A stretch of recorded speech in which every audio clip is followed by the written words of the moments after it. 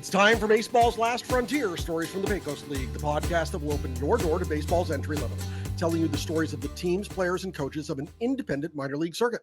I'm your host, Bruce McClure, and I have the pleasure of introducing to you my friend, partner, and co-host, not to mention man on the inside, Evan Katz.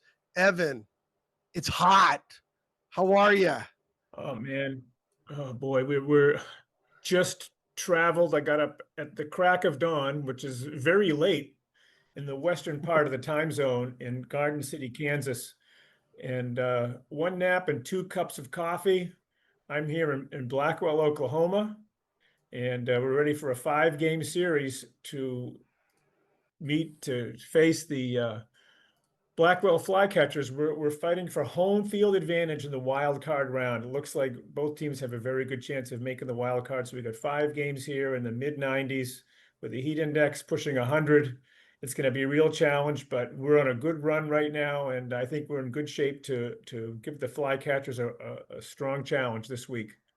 All right, so you're in Blackwell, Oklahoma. You're playing at Morgan Field. Now, correct me if I'm wrong, but Ernie Banks played there in his youth. Is that correct? Well, it seems to fall into the category of urban legend. So the Cubs, Chicago Cubs, had minor league teams here in 1952 and 1954. But Ernie Banks did not play here. There's a page that I checked that talks about where he played when he was in the Negro Leagues. And Morgan Field was not one of them. The Cubs did have a team here for 2 years.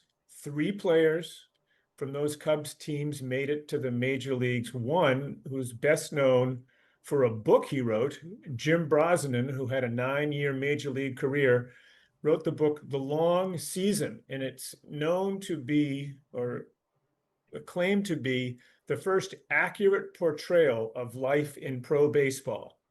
And so he was one of 3 major league pitchers, and he chronicled his 9-year career in that book, The Long Season. Other guys that made it to the majors, left-handed pitcher Andy Varga, who made it to the Cubs in 1950 and 51. Actually, Blackwell was his last pro team as his career wound down. And then also right-handed pitcher Johnny Williams, who was in the Negro Leagues for 6 years. His last professional team was in 1954. So Blackwell does have a major league history going back over 60 years. Morgan Field was built in the 40s. I couldn't get an exact date, but it has a nice connection to Major League Baseball. Fans, if you haven't read The Long Season by Jim Brosnan, it is one of the classic baseball books that every fan should read. I try to read it every year before the season starts. It's still in print. You can go to Amazon and get a copy. So if you haven't read it, please do. I think you're going to love it. It's, excuse me, it's not quite as bawdy as Ball 4, but it's a great book nonetheless. Let's talk a little bit about last week. Last Thursday, you had a little problem up in the PA booth, from what I understand. Huh? Right. We were in North Platte last Thursday, and it comes time to sing the national anthem. The announcer says it's time to play it, and it was dead silence. After the lineups were announced, the teams were lined up on the foul lines as usual. The announcer said it was time to rise and sing the national anthem. Stone dead silence. We were all waiting for the patriotic music to begin. Nothing happened. So after a few moments, the North Platte 80s and the Blackwell Flycatchers started singing the anthem acapella. Acapella, and the crowd joined in. We all sung the anthem and began the game after a nice round of applause. Nice. It's always nice when a group comes together to achieve a common goal, I suppose we'll put it that way. That's just great stuff. I love it when that stuff happens. And the PA announcer breathed a sigh of relief. Actually, our loyal listeners will remember that actually in Kansas City at Satchel Paige Field, when we were there in June, we were asked to sing the national anthem, and we sung it with the Kansas City Iola Hormigas. So we did have some practice with the singing, so that's good. You never know when your practice will help you in a tight situation. Years ago, as many of our fans will remember, I used to work in minor league ball. I was in organized ball in Double-A with the old Britain Rock Cats, Double-A affiliate of the old Minnesota Twins. It was a lot of fun. But one night we were trying to survive some storms and get something started so possibly we could get a few innings in, weather the delay, and then finish the game. And PA announcer goes through his open and gets to the part where it's time to play the national anthem. And just as he's about to finish that sentence, a clap of thunder and boom, nothing. Lights, everything goes out. The entire ballpark is saying, do we run? What do we do?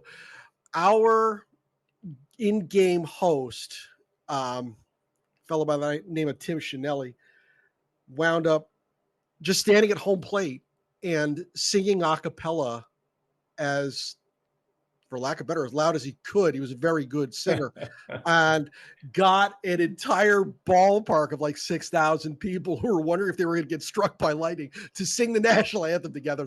So I've been there. I know how that feels. It's not fun when those malfunctions take place and you thought, oh God, now what do I do? So these guys like ice cream, huh? Well, we're in Blackwell. We were here last week, and I'm learning about the Midwest. And there's a chain called Brahms. It's a low-price, fast food Midwest ice cream parlor. I think it's in 5 states. And so the first thing I noticed is we also have Midwest pricing. Of being from Boston, we're used to paying $5 for an ice cream cone. I went in there and saw a single scoop ice cream cone, waffle cone, not just a regular sugar cone, $2.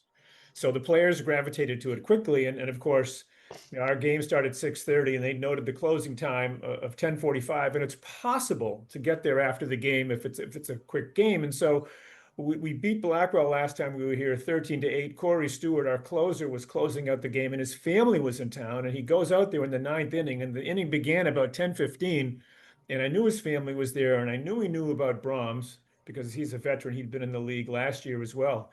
He was working really fast with hardly any time between pitches. And I commented, he must be working fast so we can get to Brahms before it closes. And of course, my baseball instincts were right. The inning ended quickly, and Corey and his family got up there as fast as they could, but the doors were being locked when they rolled into the driveway. He was very disappointed. Oh, come on. I mean, you're denying a family ice cream? Come on. Oh. Did they ever find any ice cream, any other ice cream in town though?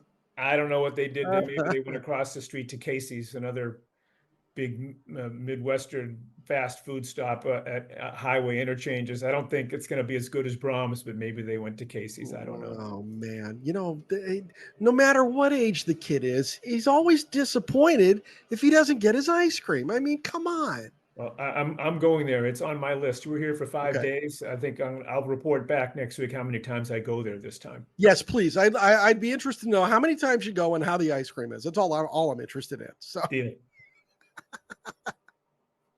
So they run out for ice cream, but when the ice cream joint's closed, what happens? Where do they go? What do they do after a game? Our guys are very enterprising. They've always got a food supply, a backup food supply, let's say, if they can't rely on outside sources. Very enterprising group. Young, hungry athletes always have food within arm's length. Young, hungry athletes also know how to wedge a workout in when their schedules are crazy, don't they? Well, the adage, what you do when no one is watching really tells the story of the kind of person you are. And so we were in North Platte. I went to our 24/7 gym one morning, very early when I got up at 6:30. And it was the day after we had arrived back at North Platte at about 2 o'clock after a long, long ride. And there wasn't enough time for players to take batting practice or prepare the field. So we knew that the players were going to get home, unpack their cars, run down to the field and get ready for the game. And so the next morning I'm there writing my name on the sign-in log, and I saw that there were 2 players there the day before when I said, there's no way players are going to be coming here between arriving in North Platte and the game. There was no time. And I said, maybe they wrote the wrong dates down or whatever. So later that day, I happened to see one of the players host families. And I mentioned how hard these two guys prepare and they're ready when they get to the field. And he said, well, one of the reasons they're ready is they go to the gym at night after the games. I said, well, what do you mean? I said, so when I was there at the gym this morning, I saw their names because after we drove 7 hours back to North Platte and had a game that went to 10 or 10:30, they went to the gym afterwards. And he said, yep, that's how they get their workouts in on days when it's too jammed when they get back after a travel day. And that is really, really impressive. That's a little known thing about players that really are pushing themselves hard, and it's what you do when no one is watching really tells a story. That's for sure. That's for sure. After a game, I'd be gassed. I'd be going back to the hotel saying, "Good night. I'll work out in the morning somehow." So, you guys back at Billwood Field in North Platte, you take on a lot of roles at times, and I hear that you filled in the booth last week, and you might have put your foot in it a little bit. What you do? Well, I joke with the players. Actually, I got to tell you, I think my record. I filled in the booth a number of times, and there's a player on the team that's keeping track. He says I have a 6-1 record. We have a 6-1 record, and I'm in the booth. Nice. So when we're back for our last homestand, I may be pushed up there again. But so I do help out in public address when the full-time announcer and the part-time announcer can't make it. Sometimes it's only till the first inning when the backup gets there from his job at Domino's Pizza after the second. Oh Lord! So one of the responsibilities of the PA announcer is to remind young fans to chase foul balls and bring them back to the concession stand for a treat, a prize. And it was a long fly ball launched down the left field line, crushed, clearly foul, but cleared the fence by a mile. And when I announced to the kids who chased down the foul balls, bring that foul ball back to the concession stand for a prize, if you can find it, I meant it might be difficult to locate outside the park because there's some fencing out there and you got to go on the sidewalk and that sort of thing. Well, when the pitcher, Joe Behrens, who'd given up the long foul home run, heard the remark, and the mound is probably 50 yards from the booth and the windows are open, and he hears the PA announcing, he yells up from the mound to me, "Thanks, Evan," thinking that I was ribbing him from the booth for giving up a long home run distance foul ball. Joe, if you're listening to this, I think all of us can say that's a rabbit ears moment if I ever heard it. I mean, come on. Joe gave me a big smile and we talked and laughed about it. But, that's fantastic. We were safely ahead at the time. I think if we had been in a tight game or losing, I don't think Joe would have been as good natured. So thank goodness we were up by a few runs at the time and won the game. Nice. Let's run down the games this week. I'm going to step aside here and let you run them down. Let's start with July 8th at Blackwell. July 8th in Blackwell, the Bats came live. That was the Brahms game, 13-8. Mike Nestor picked up the win after the 80s went ahead 7-3 in the fifth. A big 2-run double by Ryan Lutinsky with late game home runs by second baseman Ivan Santos and outfielder Rico Riley added to the lead. The next day, July 9th, at home against Blackwell, Joe Behrens, this was the foul home run game. We won our fifth straight, beating Blackwell 6-1. He has 3 wins without a loss, and he is quietly tied for the team lead in wins at that date. I don't know exactly where he is right now. He doesn't strike out a lot of batters, but he throws the ball over the plate and lets his defense make the outs. The big hit was a 2-run single by third baseman Aiden Diltz in the 5-run first, which gave the 80s a 5-1 lead. July 10th against Blackwell at home, our win streak ended. Errors, a few hits. We were down 9-4 in the bottom of the 9th. We scored 4 runs without a hit. Remember, anything can happen in the Pecos League. But we lost when flycatcher shortstop Marcus Bracey, who had 4 hits, 2 home runs and 4 RBIs, and made some fine plays at shortstop. Saved the game by getting the last batter to ground out with the winning run at first. Home against Blackwell the next day, we won 13-7. Pierce Salbego, who will be our guest this week, and Eddie Kafton had his 3rd multiple inning scoreless relief appearance. Our offense led the way, getting the team to a 19-16 record, 3 over 500, our best since the second week. 2 RBI hits from shortstop Jake Boucher, left fielder Gustavo Rivera, and Alex Kornblau. Home against Blackwell again. Our favorite July team. We were trailing 12-4 going into the bottom of the 6th. Reliever John Lugering pitched 4 innings of excellent relief, allowing 3 hits and 1 run. The depleted Blackwell bullpen gave up 1 run in the 6th, 3 in the 7th, and 6 in the 8th. The Flycatchers combined to give up 5 hits, walk 4 and hit a batter, and had 5 errors to help with that rally. And Sean Bennett had a single for an insurance run. John Hamowitz had a 2 RBI single after an earlier home run. And so I just had to tell you, John Hamowitz hit his first professional home run.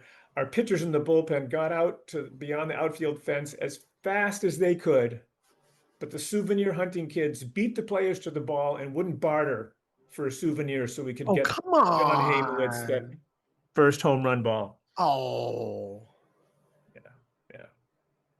Bad karma there. Justice will be served at some point. That is definitely bad karma. That is, I agree. July 14th.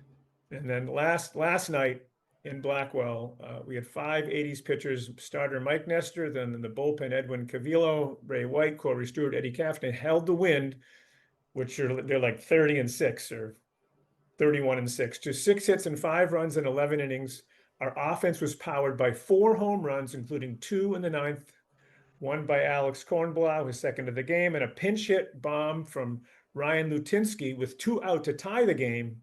But Garden City won it in the 11th. Rico Riley also hit his team-leading 5th home run. A very, very frustrating loss. We play the Wind, who are the division leaders, very well most of the time. Somehow, like good teams do, they come out on top. Very frustrating loss, but a lot of good takeaways from that game, nevertheless. So this puts you in the wild card hunt, as you said, during the Open. Tell me about how the playoff structure works.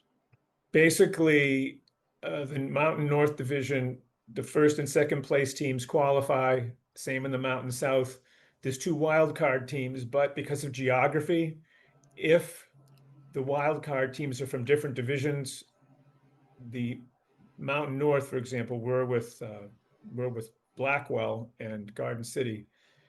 If there's another wild card team from the South, we will stay and play Blackwell in the 1st round rather than play the other wild card team. So that's why it's pretty likely we're going to be facing Blackwell, because the travel is too burdensome to have teams travel 400 or 500 miles for a wild card round.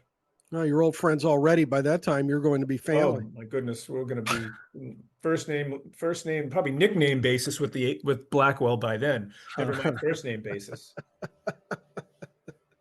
What's North Platte's record? What are we? I think we're 2 over 500. Okay. I have to tell you, it's a little bit dizzying to keep track of the exact number, so we just keep track of the under over. Okay, you weren't the only one. I can remember being. I go back to the Rockcats. It's like, what's our record? I don't know. We're 3 under. I don't know. There were years we were like, they keep track of that. So you interviewed All-Star pitcher Pierce Salbego this week. Tell us about that. Yes, I thought it would be interesting to not interview who was named to the All-Star team, but include his father, who has watched him play since he was a little kid, saw him play at home in high school and visited him many times when he was pitching in Boston at Suffolk University. So I got Pierce, who's from Plainfield, Illinois, pitched at Suffolk University in Boston. His father, David, who watched him, joined us at the interview that we recorded in Blackwell yesterday morning. And David has been with the 80s this week, following the team, watching Pierce pitch. And he was also at the All-Star game, which I thought was somewhat unique, given that obviously Pierce didn't know he'd be named to the All-Star game, to the All-Star team, but also to have a father there. I thought it'd be great to hear the father's perspective in watching Pierce pitch, and Pierce talking about how his family has helped him as he grew in baseball from high school to college and now professionally with the North Platte 80s. Oh, that's fantastic. This sounds great. Let's flip to that interview with Pierce and his dad, and we'll catch everybody back on the flip side in just a minute.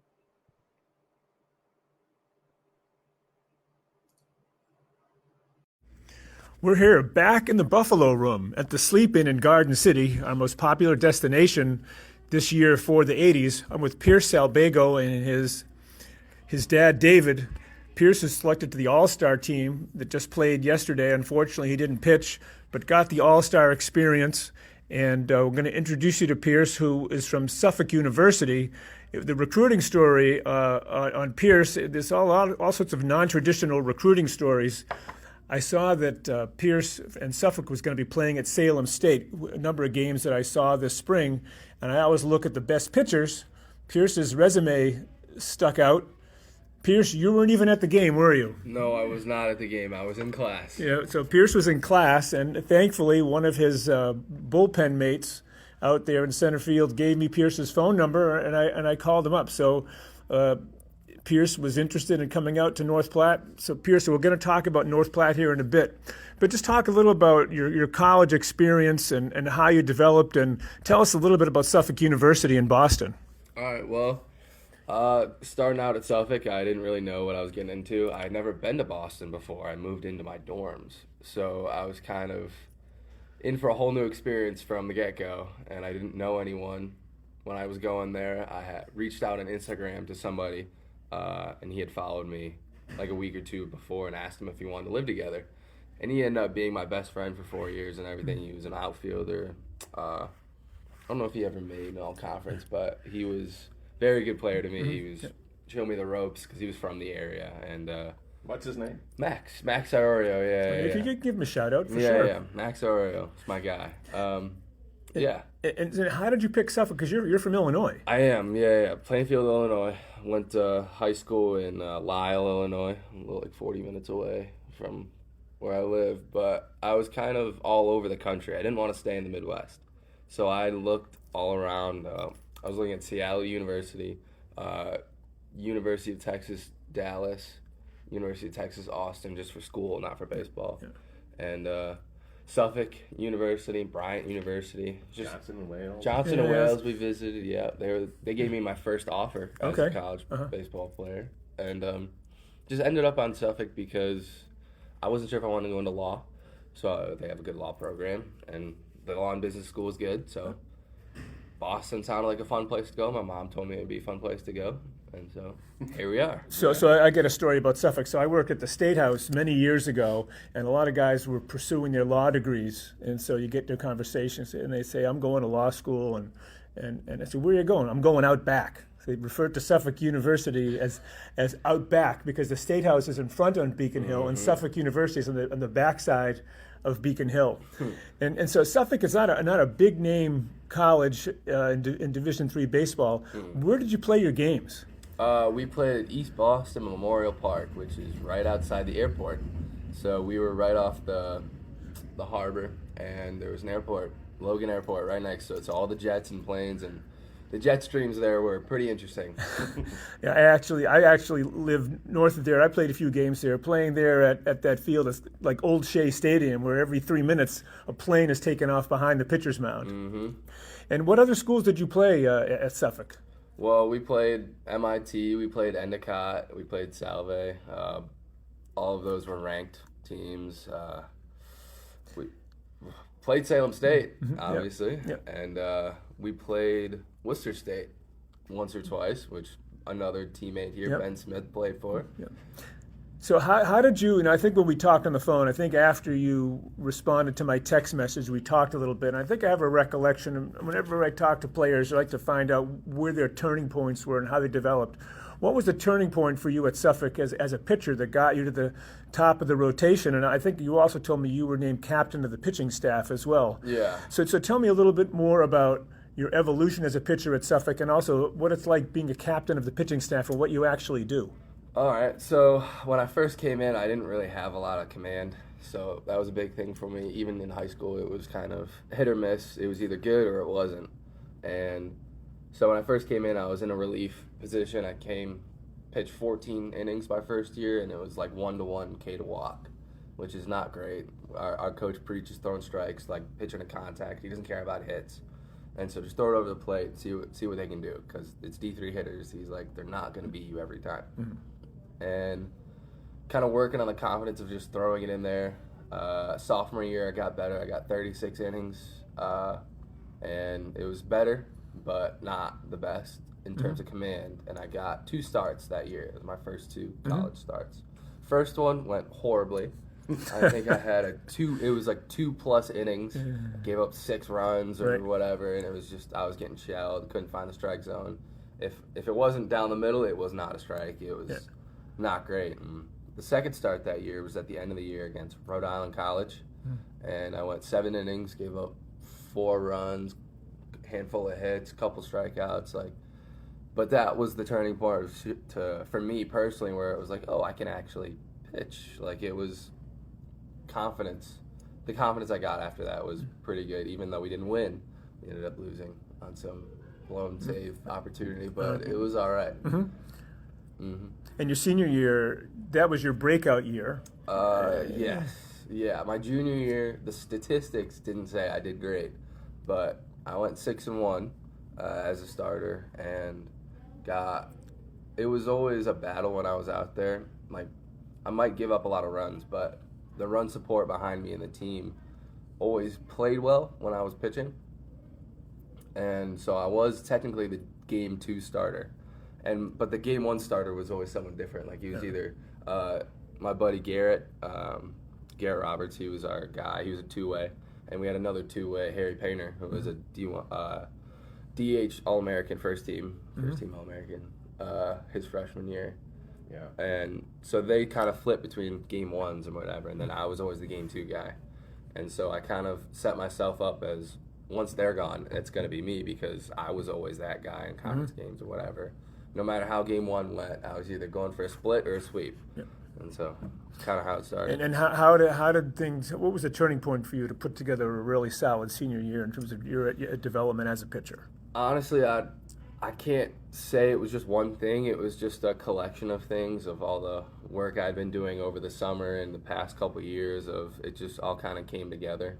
It was more of a do or die kind of thing, where like you have to go out there and prove you earned what you got. Kind of. For me, it was more of like showing that I earned this and I can do this, and this is what I'm going to do. I was supposed to be that guy, and I wanted to do that. I mean, so what was when you're out on the mound, your mindset? You were the number 1 starter. I mean, how did you define your role? What were your expectations of yourself? Well, my expectations of myself are never really realistic. I always want to go out there and throw like a perfect game, throw no hitter, throw whatever, like go out there and not get touched. That's always an expectation, to be awesome if I could, but once that first hit or first whatever gets down, it's like, okay, now we just minimize everything. Like, everything, just try and get out of here. Just don't let them score. And it always just ends up, there might be runners on, might be whatever, but I hated giving up runs. Like, hits happen, walks, try to minimize. I just would prefer them to earn it than to me give it to them for free. And so it was more of like an FU mentality out there. Like, I'm going to throw my stuff over the plate and good luck. So now, you mentioned to me you were the captain of the pitching staff, and I'm not sure if a lot of people know what that is. Sometimes bullpens are far away from the plate, from the dugout. We've got, the coaches may not be available. What does a captain of the pitching staff do? Well, our staff was very young. I think I was the only senior on our team in the pitcher staff. So I kind of, basically what it ended up was I was kind of a second pitching coach to them. And I was kind of keeping them in line. Like, I was the one, our coach would be like, okay, you guys are doing this. Like, the hitters are doing this, fielders are doing this. You guys go. And so I have to go and basically lead a little mini practice for all the pitchers and keep them in line and make sure they're not goofing off too much and staying on task and doing everything. It was almost like babysitting half the time. I mean, they like to have fun. They were all new to the college experience, and they were just enjoying being there. And I had to kind of keep them in line and make sure that they were doing what they were supposed to be doing to get better. Because now it's time to shift over to Dad here. So we've got Pierce as a senior, but you've been watching him play baseball since he was a little kid. We don't need to go back to Little League, but maybe you can just share what it's been like watching Pierce develop as a player and pitcher in high school. Then he goes off to college. He's not, and you're not able to watch him play every day. What has gone through your mind as you've watched him grow from Little League to high school to college? And we'll get to the professional in a little bit, but just take us back as to some of the emotions and worries and thoughts that you have when you think back to seeing Pierce playing high school baseball and then going away to Boston not that long ago. Yeah. Pierce has always been a great teammate type. You always wanted him on your team. He wasn't always the biggest, strongest kid, fastest kid or whatever. He was a late bloomer developing, right? And we've got great pictures of him when he was, 12, 13 U with other guys who were a foot taller than him yet. But he was always highly respected, right? He was always putting everything he had, whatever he could give, he was giving into the game. He was always a positive guy, right? Teammates kind of generally wanted to be around him, right? They knew that he played the game the right way. He had fun, and he was always lifting other guys up. And that's always been big for Pierce, right? So when he entered high school, it really mattered to him that he had other teammates that supported one another, and he wanted to be part of that type of environment. And I think Bennett had that type of environment for you, right? Pierce's worry internally has always been, do I fit in? Do I belong at this level? And I think he had to go through that 4 or 5 times in his career to decide, he had to start believing he believed at each level he made it up. Well, in Bennett, freshman year, he's got some D1 kids already ahead of him, and he had some great talent, but yet they wanted him on the team. He contributed. He was a two-way player. And, by the time he hit senior year, he was one of the top players on the team.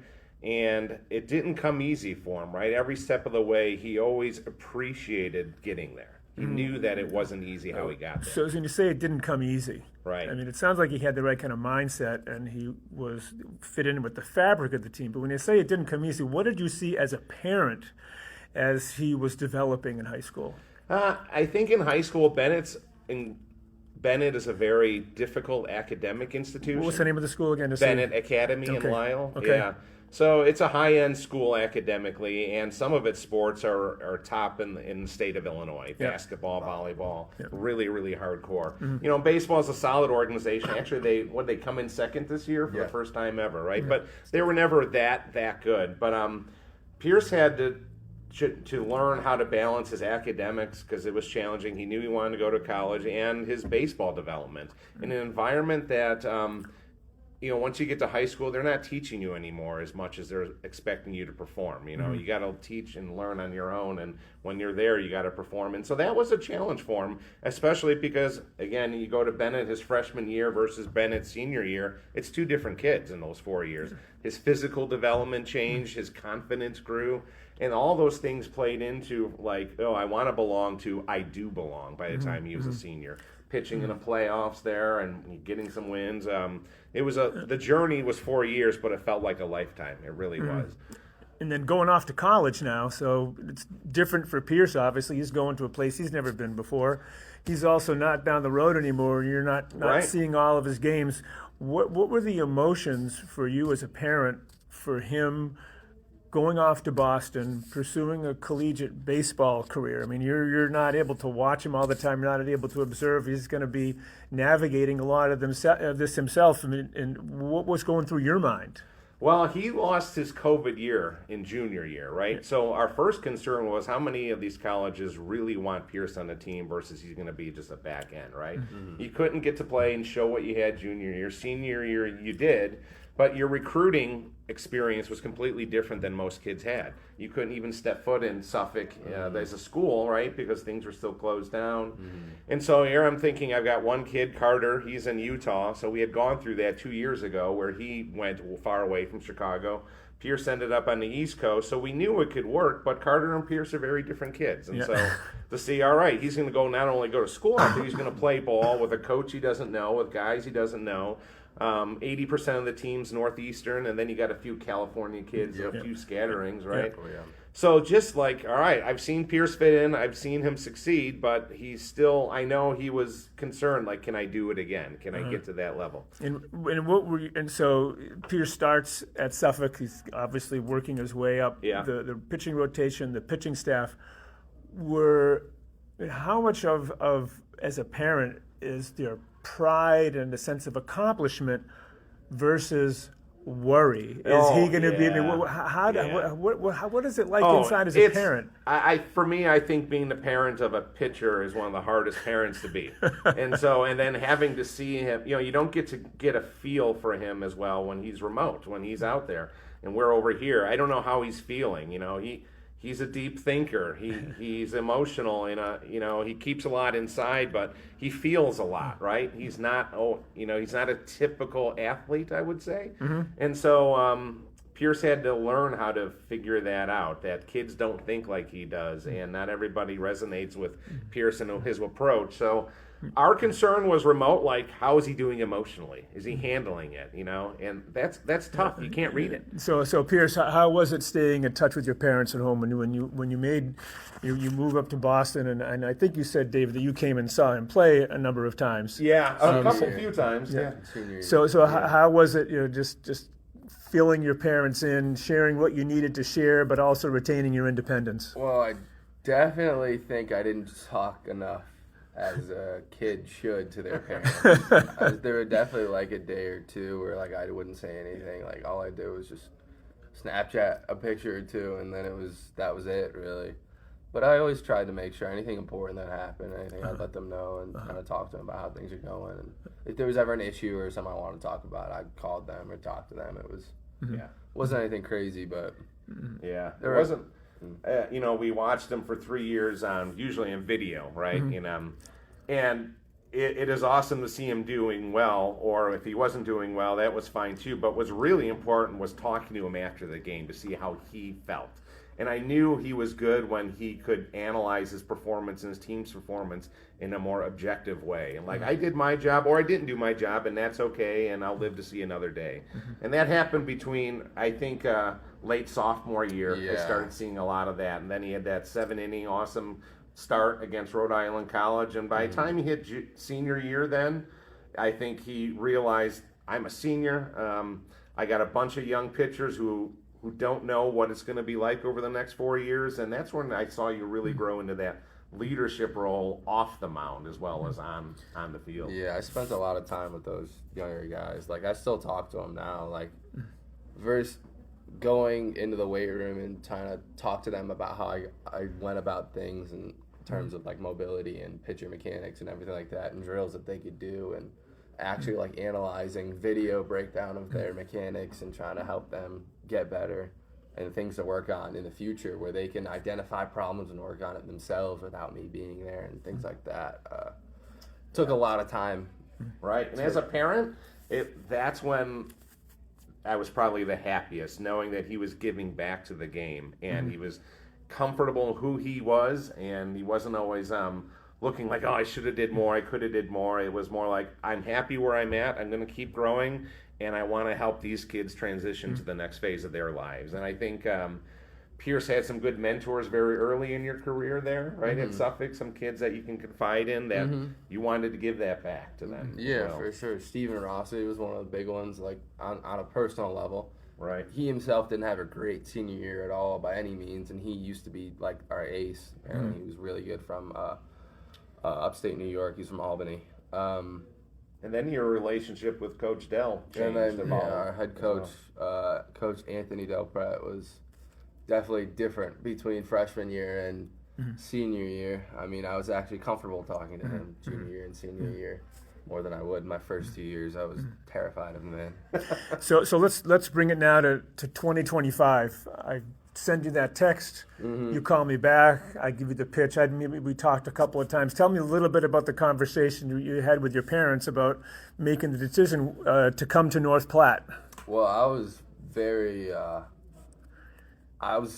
It was out of the blue, let's say, for getting a text from you in that day, and like I had a couple of the guys from the bullpen telling me, hey, there's this guy looking for you. I think he's some scout pro guy. I don't know. He said he's looking for you to play for his team, like some pro team. And I'm like, what? What are you talking about? Like, are you sure? Like, why, Frank? Yeah, like, why would he be there for coming to watch me? He's like, oh, apparently he wasn't really looking for you, but he found you, like, because he was looking for some other kid. Yeah. So that ended up being, Boucher, Jake Boucher. He was. Yeah, Jake Boucher who played. I was watching Jake play a couple times, and I like I said, when I would always look to see who the opposition was coming into Salem City. I knew Jake was had pretty much said he was coming, but I would come up there for games, and if a school was coming in where I thought there might be a pitcher that was of interest, I'd go, and that's what happened that day. So what was the conversation between the two of you or your family about the opportunity? It was basically like, do we think it's worth it? Like, Right. do we think it's worth spending the time and not holding back, but kind of holding back the career search, trying to find a job to start my career outside of baseball and everything. And I don't know. It was more of like, this is probably the only chance I'll get to do it. You know, I really wanted to do it because I do love baseball and I want to play as long as I can, but I wasn't sure if it was worth it, if I'd be good enough to play. It was more of like back of the same of, if I really get to that level, will I really be a good player? Like, will it be worth it, or will I just go out there, get shelled every day, and then come back after a month? Like, Right. And so we have training. We had training camp for about 4 days. We did it at Hershey, Pennsylvania. We had to field all on our own. Was there a point at that? I mean, obviously you don't know the other players. You show up at camp. We assemble there.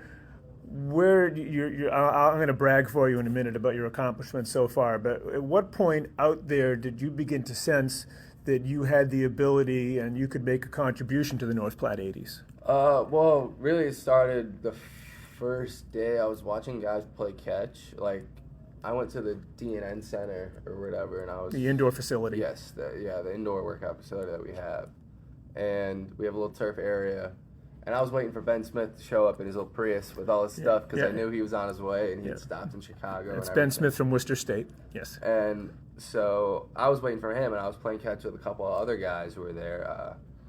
And I was like, I don't see any difference of like any large skill gap or anything like that. It was more of just like, oh, it's just another player. Like, it wasn't anything that shocked me or anything out of this world. Although I did see Rico hitting, and I was a little worried.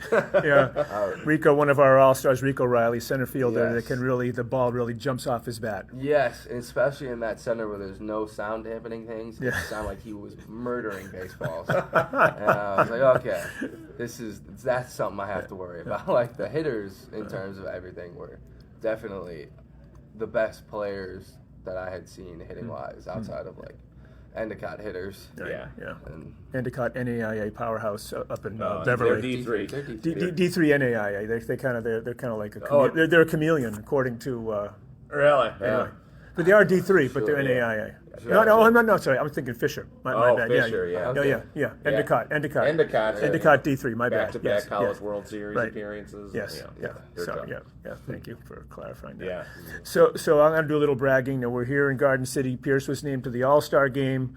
He has a 3-3 record. He's one of the top strikeout pitchers in the league. We don't do ERA plus in this league, but if we did ERA plus, which is measures how much better ERA is than the league average, Pierce would be standing out in that area. Pierce didn't pitch in the All-Star game because he pitched a couple of days ago, but you hear among the players, what was it like? I'm going to go back to David. I sat with David in the stands for a little bit. We chatted. So as a parent, again, seeing Pierce's progression, you've been following obviously during the season. You knew that he was doing well. You find out he's named to the All-Star team, and you're going to get to come see him at the All-Star game. What's that like? I'm very big. I've always been big on being humble, right? Especially as a player, you know, whatever you do, right? Just be humble about it, because somebody's going to knock you off the perch quickly anyway, usually. And so it's kind of, I don't have great words for it other than to say, wow. You know, I want Pierce to keep working, and I want him to be humble about his accomplishments and know that there's always more work to do ahead of time. But sitting at the All-Star game, it's like, I would never have predicted that 2 years ago. That one, he'd be playing pro ball, and two, being one of the top, not only pitchers, but strikeout pitchers in the league. Is his development as a person and as a player is just, it's something that I think still is slowly sinking in. It's hard to imagine. Incredibly proud, my wife and I, Cindy. My wife Cindy and I are incredibly proud, and it's just, it's really hard to explain. It's hard to explain, it really is, but I can't say more than that, really. It's funny. So I'm going to ask you, Pierce, because I think early in the season, I think you shared that at one point there was an evolution with your breaking pitch. Yeah. That I think really helped you get set. You had a game in Kansas City where I think you struck out more guys than you had before.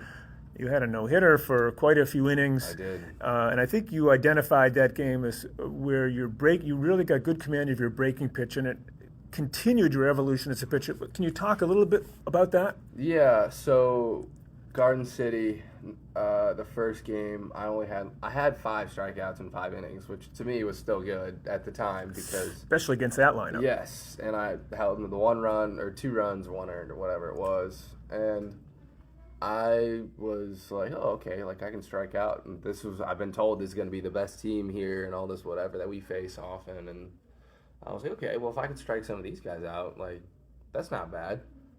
Like, that's cool. Like, I didn't know. Usually in college, I was about 7 strikeouts per 9. And so that having 9 strikeouts on pace for 9 for a game, I was like, oh, that's pretty good. And so we got into Iola, and Iola, Kansas, small town, 100 miles southwest of Kansas City. Right, and then we had to drive to Kansas City to play at Satchel Paige Stadium. And you were telling me before, like, hey, it's a good place to pitch. Like, got Satchel Paige there. Like, oh, no, whatever. I was like, oh, okay. I was like, yeah, you're right. Guess I got to have a good game. Like, can't have a bad game at Satchel Paige Stadium. Like, come on. So I ended up having a no-hitter, bringing it into the 6th inning. And I was even talking with one of the players I faced at the All-Star game about it. He remembered the game vividly, and he was talking to me about my slider and everything like that. And he was surprised that I was still here. Like, he was surprised I didn't move up or whatever and get out of here, because he was so impressed with the slider. Next level pitch. And so what happened, though? I think, and I'm not sure if it was working with our catchers or something you worked on your own. Can you just explain a little bit more about how you were able to finally get the command over that slider to really add to complement your fastball? So in college, I threw a sinker curveball mainly.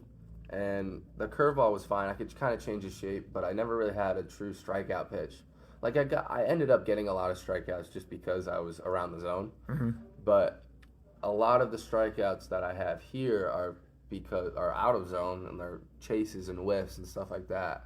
And it really comes down to the confidence and trusting the pitch that I'm throwing, and really throwing it and not babying it, and not just kind of getting easy on the way through and really just ripping through it. And so that game, it was really big, where I was really trying to just trust it and let it do whatever it's going to do when I throw it, and throw it as hard as I can, see what happens kind of around the zone. And it worked out. We're not hitting it at all. And it's my first ever double-digit strikeout game. And obviously against much greater, higher level competition. Yes. As well. And you've brought that through right now, and that's been a big factor in your success. Yeah, it's weird. I was, like, the last start I had, it was 5 innings. I threw a lot of pitches, but I had 6 strikeouts, and I felt disappointed. I was like, it was only 6. But any other time before this summer, I would have been super happy. Yeah, very happy with 6 strikeouts. Well, it's a great story, Pierce, and I'm glad to have gotten your phone number from your colleagues in the bullpen at Salem State. So we are going to wrap up here. I interviewed Ivan Santos, our second baseman from the North Platte 80s a couple of weeks ago. Talked about his big hair, which really you can't see much, keeps it in a ponytail. We got 3 guys with big hair.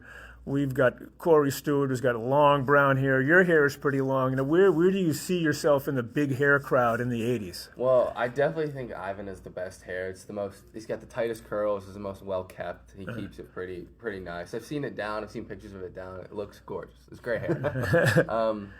I think Corey's is more blondish brown. It's pretty wild. I think it fits his vibe very well. Right. He's our closer. So he goes in and warms up, and it's like he's got presence. He's got presence. Yes. I think it's a little bit more wild. It's still nice. I mean, especially the curls are nice. I think we have similar hair types. Yep. But I think mine, because it's shorter, and I kind of keep it a little bit more in line.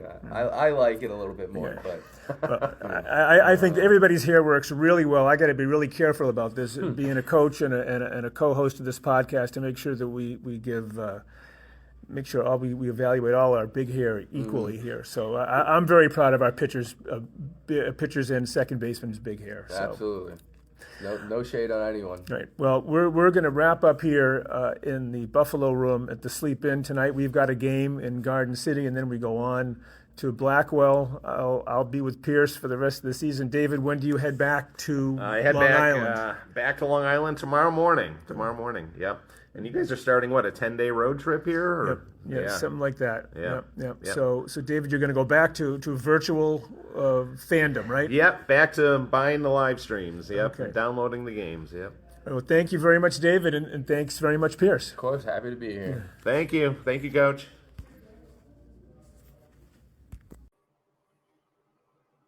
All right, we're back. You are listening to Baseball's Last Frontier, Stories from the Pecos League. I'm Bruce McClure, and I'm here with Evan Katz, North Platte 80s bullpen coach. Evan, nice job of that interview. Those guys are great. It was so much fun to talk to the two of them. I chatted with David a little bit at the All-Star game, and it's just a great relationship hearing about how David representing the family. He didn't hear Pierce's mom, Cindy's name come up very much. David did a nice job talking about how the family followed him, but we know that Pierce's mom, Cindy, was just as involved in following Pierce and supporting Pierce, both when he was in high school in Illinois and also when he was pitching in Boston for Suffolk. Well, shout out to Pierce's mom, Cindy, who we all know keeps everything together on schedule.